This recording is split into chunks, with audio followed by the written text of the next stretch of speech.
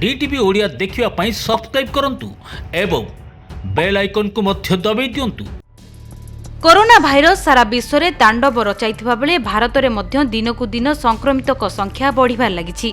तेबे corona virus चीन Wuhan शहरु व्यापिथिबा अनेक गणमाध्यम रे कहा जाउछि। एथिपई अनेक देश चीन उपरे असंतुष्ट प्रकाश करछन्ति। एथिपई भारत सह अनेक देश चीन उपरे रागी जाई चाइनीज ऐप और चाइनीज कंपनी गुड़िकु एबे निज देशरु हटेबाकु चाहुचन्ति। एथिपई भारतर वैज्ञानिक मसूर सोनोवाक्टु कहिसन्ति कि भारत रे जो सबु चाइनीज सॉफ्टवेयर रहिछि सेगुड़िकु सबु हटाई दिया जाऊ और एक वर्ष मध्य चाइनार हार्डवेयर को हटाई दि जाऊ। किंतु सतरे कौन चाइनार कंपनी को बाहर करबा एते सहज? चीन अनेक गुड़िए कंपनी एबे भारत में रही जो कि चीन तार व्यवसाय और निवेश करुछि। आ ये कंपनी गुड़िकर भारत में भल प्रदर्शन रही। India council of global relation सह जोड़ी होइथिबा थिंकटन गेटवे हाउस रिपोर्ट अनुसार भारतीय स्टार्टअप्स रे 4 अरब डॉलर चीन टेक्निक रे निवेश करा जायछि। एतिसह चीन 30 टी यूनिकॉर्न कंपनी भारत में रही जहाँ जने जनक ठारू अधिक मूल्यवान। एमानक मध्यरु 18 टी चीन फंडेड स्टार्टअप्स अछि।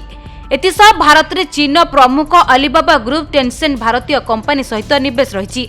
जदि आम अलीबाबा निवेश उपरे कहिबा तेबे भारत रे बिग बास्केट सहित 25 कोटी डॉलर, पेटीएम.com सह 40 कोटी डॉलर, पेटीएम मॉल सह 15 कोटी डॉलर, जोमाटो ऐप सह 20 कोटी डॉलर, स्नैपडील सह 70 कोटी डॉलर रो निवेश अलीबाबा कंपनी रो रही। यह छड़ा चीन टेंसेंट होल्डिंग कंपनी लिमिटेड रो मध्य भारतीय कंपनी गुड़िकरे निवेश रही। टेंसेंट कंपनी बाइजू सह 5 कोटी डॉलर, ड्रीम सह 11 कोटी डॉलर, फ्लिपकार्ट सह 30 कोटी डॉलर, हाइक मेसेंजर सह 15 कोटी डॉलर, ओला कैब सह 50 कोटी डॉलर और स्विगी सह 15 कोटी डॉलर रो निवेश रही। एथिरे असुविधा यह कि एहाको आपण माने चीन कंपनी कहि परिबे नहीं, कारण चीन एथिरे खाली निवेश करिछि। एथिरे मेजर शेयर होल्डर भारतीय स्टार्टअप्स कंपनी नहेले चीन कंपनी। आपण भाबुथिबे कंपनी गुड़िकरे चीन कंपनी गुड़िक काहेकि निवेश करंती? काहेकि ना भारत कंपनी गुड़िक ए स्टार्टअप्स रे निवेश करंतिनी, कारण एथिरे आरंभ रे बहुत क्षति होइथाय। उदाहरण स्वरूप 2019 रे पेटीएम रे 3690 कोटी क्षति होइतिला। आ एही वर्ष फ्लिपकार्ट रे मध्य 3837 कोटी क्षति होइतिला। 2019 आपानी रिपोर्ट अनुसार भारत में सहर और ग्राम गुड़िकरे 50% डाउनलोड रो चीन निवेश आप सामिल अछि।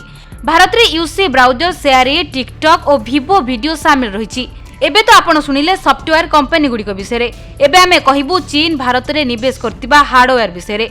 भारत में चीन ब्रांड रो स्मार्टफोन 2019 रे 66% थिला। ए फोन गुड़िक मध्य वीवो, एमआई, शाओमी सामिल अछंती। शाओमी एबे घोषणा करिछि कि कंपनी रो किछि फोन भारत रे तैयारी हेबो, किंतु एथिरे फोन मेड इन इंडिया हेबो एवं कंपनी चाइना रो रहिबो। एतिसह भारतीय कंज्यूमर को द्वंद्व रे पकेबा पई किछि चीन कंपनी अन्य देश रे मध्य निवेश करिसेंती।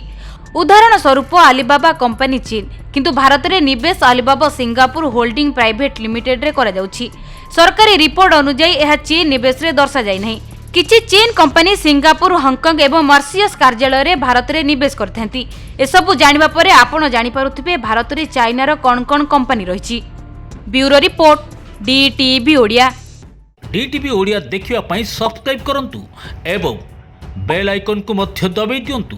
घरे टेंशन, बाहर भी टेंशन, पुअर चाकरी पाई हो, झीर बाहाघर पाई हो, घरे अशांति, मुंड उपरे ऋणर बोझ, कोर्ट कचेरी मामला और जमी जमा विवाद, ए सब भितर आपण माने घांटी होउछंती ना।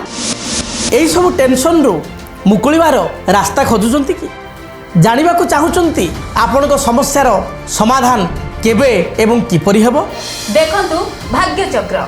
आपण समस्त प्रश्नर उत्तर पाई परिबे आम कार्यक्रम रे। भाग्य चक्र प्रति मंगलवार, गुरुवार, रविवार राति 9 केवल डीटीवी ओडिया रे।